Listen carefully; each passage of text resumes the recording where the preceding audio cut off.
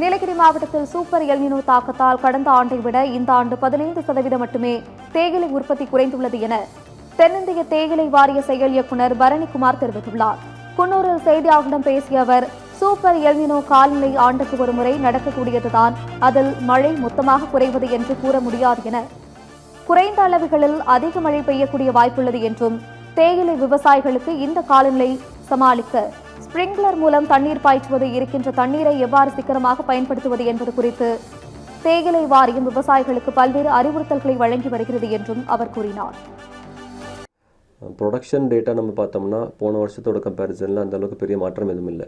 April May மாதம் போன வருஷமும் இந்த வருஷமும் கம்பேர் பண்ணுறப்போ இந்த வருஷம் கொஞ்சம் குறைஞ்சிருக்கு. கிட்டத்தட்ட ஒரு 15-25% குறைஞ்சிருக்கு. ஆனால் நம்ம ஜூன் மாதத்தோட டேட்டா, ப்ரொடக்ஷன் டேட்டா பார்த்தோம்னா அது கொஞ்சம் இன்க்ரீஸ் ஆகிருக்கு. ஸோ இப்போ இந்த சூப்பர் எல்னினோன்ற ஒரு இந்த கிளைமேட் ஃபினாமினன் வந்து ஒரு பீரியாடிக்காக நடக்கிற ஒரு ஈவெண்ட். இது ஒரு 6-7 வருஷம் ஒரு சைக்கிளிக்காக நடக்கும். அதில் வந்து நம்ம மழை மொத்தமாக குறையுதுன்னு சொல்ல முடியாது. ரொம்ப ஒரு ஷார்ட் பீரியடில் நிறைய மழை பெய்யறதுக்கான வாய்ப்பு இருக்குது.